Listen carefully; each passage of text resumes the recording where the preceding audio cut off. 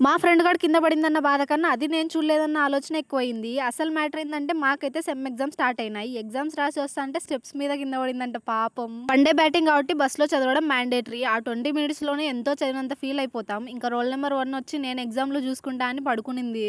అదేంటో exam seating మా బ్రాంచ్‌ని అంతా ఒక రూమ్‌లో వేస్తే నన్నొకటే ఎక్కడో పడేశారు. ఎగ్జామ్ సెంటర్‌కొచ్చాక పెన్ లేదని గుర్తొచ్చిందంట మా అంజలికి. ఈ మనిషే అనమాట స్టెప్స్ మీద కింద పడింది. అయ్యో! ఎవరు చూడలేదులే అనుకోయింది. ఒక అబ్బాయి చూసాడు. నవ్వుకోలేక ఫోన్ చూస్తూ పోయాడు. ఇంకలా 3 గంటలు ఎగ్జామ్ రాసేసి బయటికి వచ్చి ఫోన్ ఓపెన్ చేస్తే అన్న అడ్డొచ్చాడనమాట.